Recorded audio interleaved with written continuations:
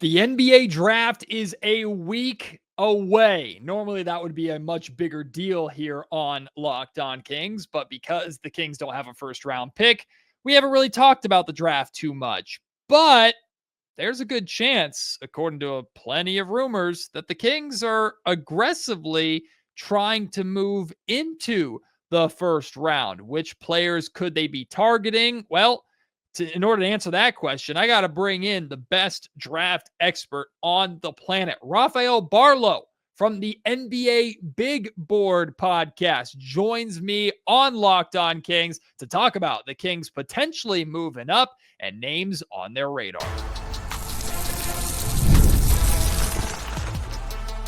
You are Locked On Kings, your daily Sacramento Kings podcast, part of the Locked On Podcast Network. Your team every day.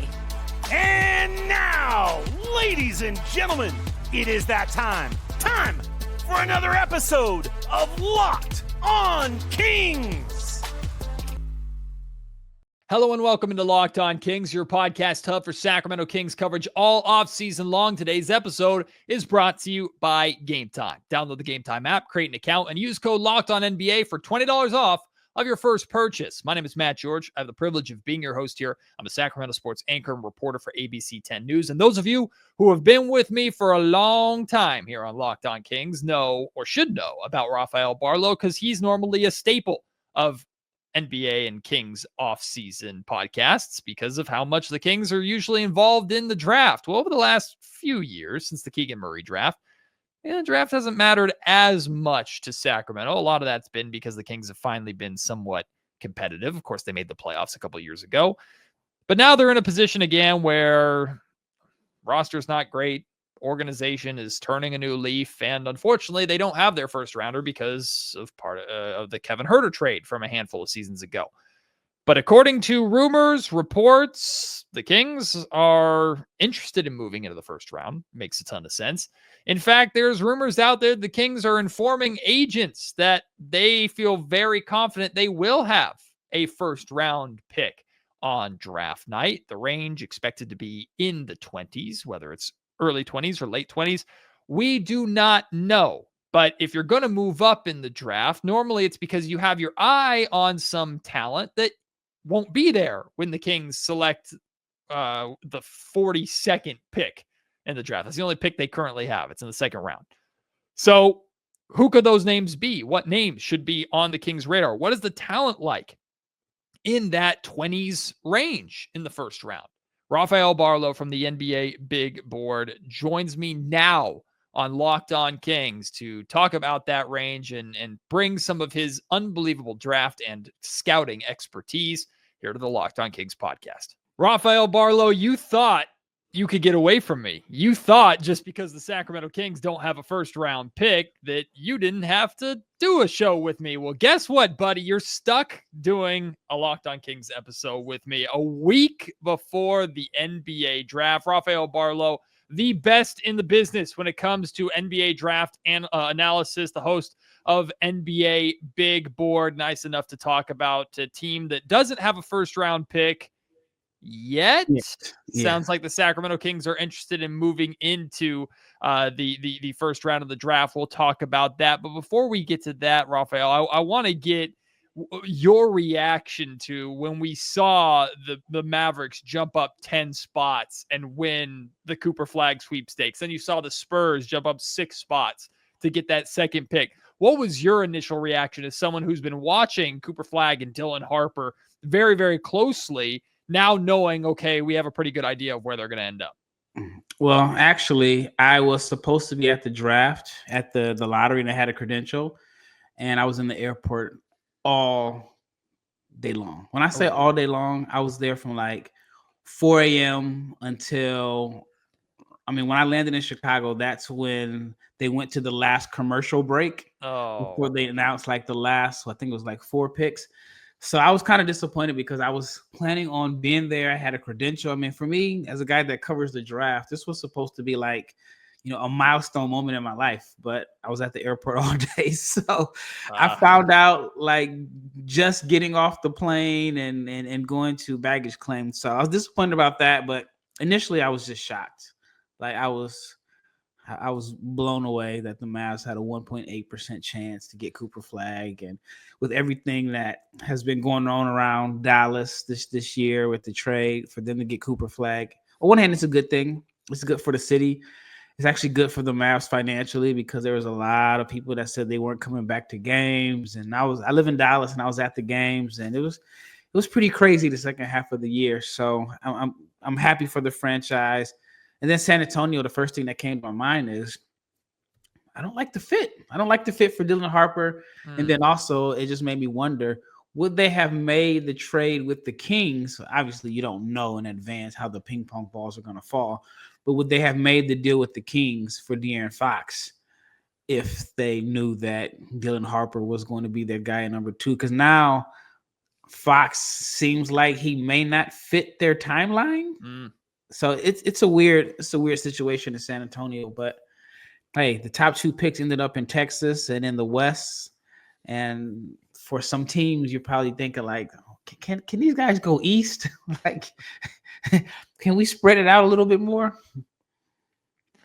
So I want to get your thoughts really quick on that before we talk about the Kings. Dylan Harper expected to go number 2. In your mind, just based off of how you've scouted and what you think about Dylan, would it be understandable or in the best interest? Because now there's a speculation, will De'Aaron Fox be on the team? Will they use De'Aaron to maybe try to make a Giannis Antetokounmpo trade or anything like that? They, of course, have Stephon Castle there too, who just won Rookie of the Year. Yeah. Would you, if you're San Antonio, consider moving on from De'Aaron Fox, and would you pick Dylan Harper and the upside and the project, or development, I should say, over De'Aaron Fox, the prime starting caliber point guard? Well, one, I would try to move. Well, it's a tough question. 2, because I think, as crazy as it sounds, even though Harper hasn't accomplished anything, he probably gets you more value than Fox right now, just because people love the unknown. So I just don't know if I'm Milwaukee, I would want De'Aaron Fox if I'm going to move Giannis, right? If I'm going to move Giannis, then I need to go all in on a rebuild. Now, I'd much rather have the younger guy that is significantly cheaper, who's not due for an extension. So I can't say Fox can't be moved, but it'll be interesting, like, what options would they have, like, if they were to move him, other than like sending him back to Sacramento, a team that needs a point guard? It's crazy. The Spurs are going to have 2, and Sacramento doesn't have 1. Yep. Spurs could have 3, honestly. Yeah. At the end of draft night, they might have 3 before they decide what to do with any of them. So the Kings don't have a first round pick. They lost their pick to Atlanta, the 13th pick, as part of the Kevin Huerter trade from years upon years ago. There's certainly frustrations, I can imagine, for new Kings GM Scott Perry of taking over taking control of a team that didn't make the playoffs, and you don't have a first round pick to work with right away. The 13th pick, not the most valuable pick in the world, but still a lottery pick. Kind of a weird question for you. Can the Kings live with it? Like, in your mind, like the 13th overall pick in this draft, or at least the range of talent that you expect to be there, like, is this an ideal or an okay draft to essentially not have that pick? Is it less painful than it might imagine, or do you think, no, there's really good value at that range? The Kings might end up regretting years from now that they didn't have this 13th pick. I don't think they will end up regretting it. I think there's a couple point guards in that range that could be available. Yegor Dimon and Kasparas Zakachonis. There's a lot to like about both of them, but I do think that both have major concerns. And so I think you never know. I mean, those guys could end up being good, but I think with their concerns, I don't know if there's going to be a big difference between those guys and if they move up into, like, let's say one of Brooklyn's picks. Brooklyn has 4 first-round picks, and I don't think they're going to bring all 4 in. But if you get one of Brooklyn's picks in the late 20s and you end up with someone like Walter Clayton Jr., I think Walter Clayton Jr. realistically could have just as equal as a season than those guys, and he's older. He's more mature. He's proven as a winner, and you're taking two guys or two guys in that range at 13 would have been one and done freshmen, and I think Walter Clayton will be more plug and play, ready to go now. And I think Sacramento's just in a unique situation where they're not rebuilding, but they're trying to win. Obviously, I mean, I was around doing episodes with you when they had that super long playoff drought. So I know they want to get back there. So with that being said, I know it's a long-winded answer. I think if they can move up in the late first, they should be able to find somebody that can probably at least short-term provide equal value as to some of the guys that are projected to go in that 13 range. As of right now, the only pick that the Kings do have is the 42nd pick. So we're talking the 12th pick in the second round. Mm-hmm. Is there a cutoff, though, in your mind of, if you talk about like moving into the first round, like if we get to, I know a lot of people are looking at like 26, 27 because Brooklyn owns both those picks. They have 4 first rounders. So that's a team that in theory would be willing to move on from at least one of those first round picks, but that's like late first round. Is there and I don't know if this question makes sense. The way my mind works is like, you get to a point in the first round where unless there's a talent there that you absolutely want, that you don't think is going to make it to 42, like, is there a point where it's like, it's just not worth it? Like, it's not worth it to trade for 27 or 28 or 20, like the last 3, 4, 5 picks in the first round just to say you had a first rounder. Is there like a cutoff point for you, or no, a first round pick is a first round pick? If you can get it, go and get it. Yeah, I think if you can get a first round pick, go and get it. I do think in this draft, there are teams that could be willing to move down. So you talked about the Nets. Does the Thunder really need another pick at number 24? Like, whoever they draft, unless it's a draft and stash guy, that person's not going to crack their rotation. And I even think the Thunder have a couple point guards on their roster that I think could really help the Kings. I mean, Nikola Topic was a lottery pick last year. He basically redshirted this year. AJ Mitchell is a guy that I really, really liked coming out of college, and he's been in and out the rotation. So I think that the Thunder could be, I mean, I think that could be as high as they can go at number 24, just because the Thunder don't need the pick.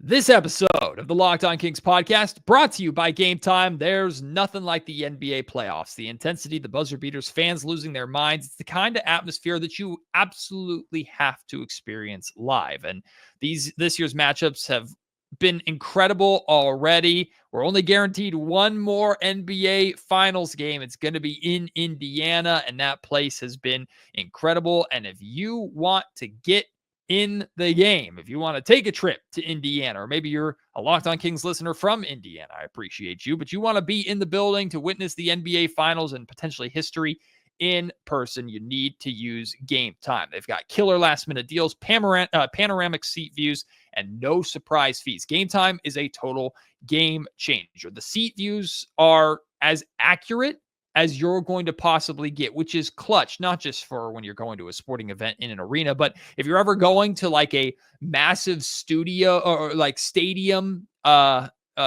concert like Coldplay or Taylor Swift or something like that, knowing what the view of the stage is going to be from your seat is clutch. My guy Kyle Madsen from ESPN 1320 bought tickets to see the Cubs at Wrigley Field and didn't realize there was going to be a pillar cutting off half of his view. You would have not run into that issue if he had bought his tickets on Game Time. You'll find great seats, whether it's NFL tickets, NBA tickets, to any sort of event, concerts, comedy shows, theatrical productions, all of it on Game Time. So take the guesswork out of buying tickets, download the Game Time app, create an account, and use code LOCKEDONNBA for $20 off your first purchase. Terms apply. Again, create an account and redeem code LOCKEDONNBA for $20 off. Download the Game Time app today. Last minute tickets, lowest price guaranteed.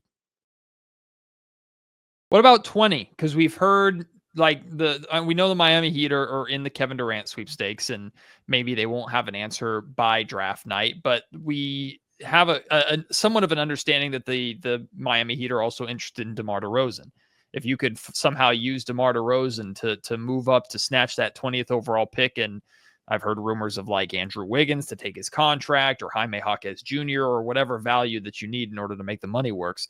But if you could move up to 20 and potentially get that pick from Miami, I mean, do you look at we can start talking about names specifically, but do you look at like the 20th overall pick is a valuable enough pick to use a DeMar DeRozan to go up and get and prioritize?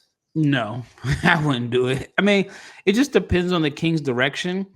And I think whether you're a Kings fan or not a Kings fan, you probably do have some questions about the overall direction of the team. But I don't think if you move DeMar DeRozan for number 20 in a draft that is not like thought to be like super strong. I mean, it thinned out when all the guys went back to school. But if that were me, I wouldn't make that move unless I just wanted to get off DeRozan's contract and save some money. But I don't even know if number 20 could come in and start for the Kings as the roster is constructed right now. So give me some names. Let's talk about some names here of in that, let's just say 20 to 30 range. We're talking the final real third of the first round, which is where we expect the Kings. If the Kings somehow moved up into the teens or higher, I'd be pretty stunned. So we're talking like the bottom third of the first round is where we think the Kings will try and like push their way into, whether it's a point guard, which of course they have a need, or just best talent available, or the right kind of project. The Kings are still, I think, kind of forced to be competitive right now because of the contracts of Zach LaVine and Domantas Sabonis, but they're not. It's not the same as when they added Keegan Murray to the team and they're like, okay, we're trying to add a rookie to help us compete right away. This is more like, we have the time on our side, maybe a little bit more to develop more of a project there later in the first round. So what are some names in that range and even trickling into the second round that you think these are some guys with potentially high upside that if you're the Kings, you should have your eye on? So I think there's a chance, not a great chance, but I think there's a chance that Yegor Dimon from BYU could fall. So maybe around that 20 range. He's polarizing. There's some teams that I've heard like him because of his positional size. He's 6'9". I think he's the best passer in the draft. But there's some teams that are concerned. Does he have the handle to be an NBA point guard? Is he assertive enough to really unlock his passing? He had some struggles throughout the year with smaller guards and aggressive defenders. So there's a chance he could fall. I don't think he'll fall too far, but let's say you get to 20. I think there's a slim chance he could be available. After that, there's Jace Richardson, a little on the smaller side, measured out at 6 feet.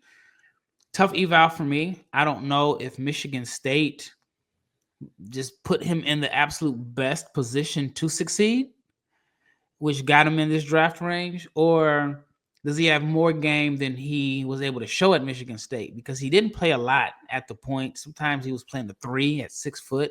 Sometimes I would say most of the time he was playing off the ball. But if you just look at the analytics, he was incredibly efficient, made his threes, made his mid-range pull-ups, was like crazy efficient at the rim. I think he was like the most efficient finisher at the rim in this class as far as like projected draft picks. Despite, I don't want to say he's not like a phenomenal athlete because he tested really well athletically. His game just isn't built off of athleticism. But I mean, he has a floater that's like literally automatic when you get to the paint. So I think he could be available. What's interesting is the NBA gave out green room invites, and they've given out 19 so far, and he wasn't in the first or the second wave. So that could be a sign that maybe the draft stock is falling a little bit. I mean, you never know with the green room stuff, but usually it's supposed to be an indicator of your projected draft range. And so he went from being a guy that pre-combine was thought, middle of the first round to now, if the 19 picks are the projected top 19 guys going, then he could be in the 20s. So he's an option there. Walter Clayton Jr., like I mentioned, he's a senior. I mean, incredible shot maker, was Florida's best player this year. They won a national championship. He should definitely be in that mix between 20 and 30. So those are the names that come to mind. There's also Cam Jones, who I don't think anybody thought of him as a point guard coming into this year. He played with Tyler Kolek at Marquette, and he had a really good year. I mean, he was like the biggest Big East leading scorer as a junior, comes back as a senior, plays point guard, and he averages like 6 assists a game, but he has a really good assist to turnover ratio. The shooting numbers dipped with more responsibility, but he's an intriguing option because he's more of a plug and play guy. We know the obvious hole that the Kings have at the point guard position, but they've been starved for wings / forwards, essentially guys that are like 6'8", 6'9", 6'10" in that range. It's Keegan Murray and that's it on this King squad. And that's how it's been even in the year that they made the playoffs. So in terms of like guys in that range, whether it's Liam McNeely, who's probably not going to be there, or he should be. He should be. Really? You think he'll fall? Yeah. So, or Thomas Sorber, Rasheer Fleming, like guys like this, even Will Riley. I know he kind of spent some time at the 2-guard spot, but he's listed as 6'9", 6'10", or 6'9"-ish. Like, what about guys in that range? Or if the Kings were to look for a wing, who I would imagine in this case they would prioritize as much 3-and-D as they could possibly find. Every team wants 3-and-D guys, but especially guys that can hold it down on the defensive end on the perimeter. Like, are there any guys in that range that you think, hey, the Kings should have this guy on their radar? Yeah, actually, before I get to that, I left out Nolan Traore, a point guard from France that was projected top 5 pick coming into the year. Got off to a rough start playing professionally in France. And I think that people have held it against him. I think any other point guard in this class, if the roles were reversed, if they were trying to lead a team as a point guard as an 18-year-old, would struggle. And Europe is different than the States. You know, there's no draft. Every team is trying to win and win now. So I think the adjustment that he had was a little difficult. And some people haven't been able to unsee the struggles that he had, but they haven't paid attention to how he progressed. Back to the last question. Wings, like Sorber is not a wing at all. He's a 5. Rasheer Fleming is more so of your 3-and-D 4, but could be a small ball 5. So they wouldn't fit the description there. Liam McNeely, I talked to a team that worked him out, and they're on the same page as I am. Like, I don't get the hype and the appeal. Like, he shot 31% from 3. Not a good athlete. Is not going to be able to defend on the perimeter. A lot of the love that he's receiving appears to be based off the high school hype. And I don't know too many guys that aren't considered like really, really good athletes that can shoot 32% from 3, have defensive concerns, and would be pegged as a first rounder. But what do I know? I mean, he got an invite to the green room. I thought his stock was falling. I talked to a team, and I'm hoping I don't get aggregated here, but I talked to a team yesterday, and they said that actually it was one scout, not the whole collective of the front office. But there was one particular scout that said, based off of his rankings, Liam McNeely is a 2-way player. Which, that can mean, pick 35 or 40 or under, but he didn't think he was a guaranteed contract guy. But he could be available, and maybe he shoots the ball better than what he did. But to me, Will Riley would be the best wing option there because he has the positional size. I think he projects to be a good shooter, but he also has some pretty good reps as a like ball handler and making plays out of ball screens. Which when I first saw him play, I was like, man, this dude does not pass at all. He shoots it every single time. Then I watched his high school film, and I saw, like, he's a capable passer. And then he showed some flashes of it this year at Illinois. But from everything that I've heard is that he's been really, really impressive in his pre-draft workouts. This episode of the Locked On Kings podcast is also brought to you by Olipop. It's a new kind of soda made for people who love the classic taste of soda, but want something that actually supports their health. With just 2 to 5 grams of sugar and 9 grams of prebiotic fiber in every can, Olipop is reimagining soda in a way that's ultimately better for your gut. Traditional sodas are loaded with sugar, like 39 grams in a regular Coke or 44 grams in an orange Fanta. Olipop flips that script with just a fraction of the sugar, no artificial sweeteners, and gut-friendly ingredients like OliSmart, a blend shown to support digestive and overall health. It's soda that tastes like the real thing, but actually does something that is good for your body. They've got so many different flavors. My fridge is packed with them, and I have to fight my wife to make sure she doesn't steal all the root beer ones. The root beer is my favorite, but their cherry cola is delicious. The Dr. Goodwin, which is essentially their Dr. Pepper dupe, it tastes exactly like Dr. Pepper, but again, it's actually healthy for you. So many different flavors to go out and try. And if you drink Olipop enough, you'll start to notice like a difference, like just how you feel, right? Look, I know avid soda drinkers exist. Like I drinks a lot of soda, and Olipop has been a game changer for me and just how I feel after drinking 1 or 2 sodas a day. Get a free can of Olipop. Just buy any 2 cans in store and they'll reimburse you for one of them. Head to drinkolipop.com/lockedonnba to claim your free can and find Olipop near you. That's drinkolipop.com/lockedonnba. Couple more for you. One of them is definitely out of left field, so I guess mentally prepare yourself for that one, Rafael. But in this range, this is always the range where you hope 4 years from now you're the team that picked that player that everybody said, how the heck did that player get past so many, whether it's Giannis or Nikola Jokic or guys like this, right? If you're a late first round to even early second round team, you're hoping to find that diamond in the rough that just turns your franchise around that nobody saw coming. It's impossible to project, but if you were looking at guys that you personally feel like, man, like people are sleeping on this guy, but he has the potential to be a lot better. Maybe not a Nikola Jokic or Giannis type, but a lot better than he's projected to be just by your observations. Which guy or a couple of guys just jumps off to you? Right now, I'd say in the Kings range, maybe around their range, Hugo Gonzalez is a name that stands out to me. When you look at the European prospects that were born in 2006, so they go by generations over there, like the year you were born, not, high school class or whatever. Hugo Gonzalez was always like that dude in the 2006 generation. He was the number 1 ranked player for years, and he hasn't really done anything that should knock him off of that spot. It's just been lack of opportunity. He's playing for Real Madrid. Real Madrid is a powerhouse in Europe and in the Spanish ACB, and he's playing behind some guys that are former NBA players. And I think you have to really understand how Europe works to, I guess, understand why he's in this situation. So you may look at it and say, oh, well, he's playing behind these guys that were flame outs in the NBA. And 9 times out of 10, that guy that flamed out at the NBA at 22, he's a better player now at 27 or 28 than he was when he couldn't get minutes in the NBA. And there's a reason why NBA teams liked him in the first place.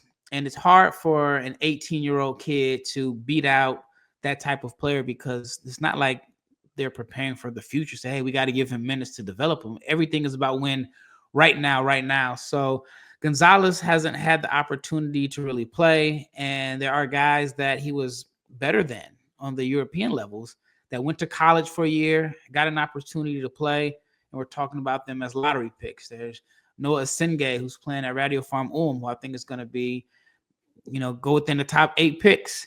He wasn't considered to be better than Gonzalez, maybe 18 months ago. So Gonzalez could end up falling to the late first, early second, mid second, and he could be someone that we could look back and say, you know what? He was really good before he had that year where he just couldn't, get on the floor for Real Madrid. So the question that I want to end with, that's totally out of left field, Rafael. And there's no right answer to this question. I'm just more curious on your mindset of this. The Kings, the good news of them not having a first round pick in this draft and that Kevin Huerter trade finally conveying is it frees up their future, right? Scott Perry now has all the Kings picks through, I think, 2032. Plus a 2027 Spurs first unprotected, a 2031 Timberwolves first that's unprotected. We have no idea how good or bad those picks are going to be. But you have this treasure trove of draft assets. Not quite like the Sam Presti level, but it's noticeable. I'm of the belief that the Kings will not be using that treasure trove yet to make any kind of big move, at least short term, but that is available for the Kings to be aggressive with down the line as soon as this upcoming trade deadline or next offseason or whatever they want to do. How do you analyze, especially for a team like the Kings, who their draft picks have significant value because people kind of expect them to be good and the Kings to be bad. It's just the way the NBA has been. How do you analyze a team in the Kings position who primarily through the trade market that's the way they're going to make significant short-term improvement? For a team like the Kings to shop those picks and to potentially use those picks, multiple of those picks, the same way Orlando just used 4 of them to go out and get Desmond Bane. How do you what is your perspective on that for a team like Sacramento who relies so heavily on draft picks and not free agency to build a squad? That's a tough question. One, because you look at all the Kings picks and you can say they have the opportunity to add even more if they decided to do a fire sale. Right. So they could have almost an Oklahoma City Thunder type, war chest of picks if they decided to move on from Levine, and even if it's not like 4 picks like they got for Desmond Bane, but if you can get 2 for Levine, and there's a part of me that thinks it's possible because of the parity in the NBA. There may be some teams that are like, hey, we're another player away from competing, and all you really need, if you can get in that top 4 and get home court advantage, then you really have a chance. But then there's also the factor of some teams are scared of the apron and so on. So the salaries can make it a little difficult. But if the Kings were like trying to like go all out and win now with those picks, I do think there's some options. And I'm just throwing something out here. Like, what happens if Atlanta decides that they don't want to give Trae Young the 4 years, $228 million? That's been a conversation this summer. Yeah, and maybe they offer him like 4,180 or 4,200, and it's a thing where he's like, no, I deserve the max. Look at my numbers, and he becomes available. Atlanta would probably be facing a rebuild, and then you can move some of those picks, and however you have to make the salaries match up. I haven't thought about that far, but I think that could be an option. As far as other guys that could be available, I mean, you never know. I don't want to say nobody. I don't want to say a player is not available because Luka Doncic was traded. And if Luka was traded, anybody. Maybe the Hornets are like, hey, we want to do a culture reset, and we want to move LaMelo Ball. Yep. That's something that just off the top of my head, no speculation, no like intel, but I don't think that's out of the possibility because I've when the Luka trade happened, the first team I thought of was Charlotte, right? Because Charlotte may say, well, we want to move on from LaMelo. He's a little injury prone. We want to just do a reset. It's a whole new front office, new ownership, but we don't want to take the PR hit. But the Luka trade made everybody expendable. So maybe it's easier for a team like Charlotte to say, hey, we'll take the PR hit and we'll move LaMelo. So the Kings do have some options. It's like, all right, you have the picks to add an impact player, but you also have the players on your roster to bring you more picks if you want to just go all in on a rebuild. Having Rafael Barlowe on the show is such a freaking treat, and I hope listeners appreciate it as much as I do. This man is so unbelievably gifted at what he does, the dedication that he has to covering the draft and scouting talent year round, not just when the draft starts picking up. Rafael does this year round, goes all over the world, not just the country, but the world to do this, and to be able to steal his time a week before the draft for a team that doesn't even have a first round pick. That's a big freaking deal. Rafael, I hope the Kings get to a point where I don't have to talk to you every single year, but it doesn't seem like that's the direction that they are trending in right now. You are incredible, my guy. Thank you for taking the time here to chat, and good luck over the next week. Have fun on draft night, and I look forward to seeing everything on NBA Big Board and how it plays out and your analysis of the selections and everything too. It's going to be a lot of fun. Well, thank you so much. I was kind of disappointed that you don't have on your cape and your crown. New era, man. I made one playoff series and acted like that the Kings finally made it and popped off on Twitter, and here I am getting humbled again talking about the draft. Well, you know what that tells me? You have to do it again. That you're the key. Like the whole fan base is relying on you and your cape. You got to do it again. Half the fan base hates me because I am mad that Mike Brown and De'Aaron Fox are gone, and I won't let it go. So I'll die on my hill alone. Rafael, appreciate you, my guy. No problem. Thank you so much.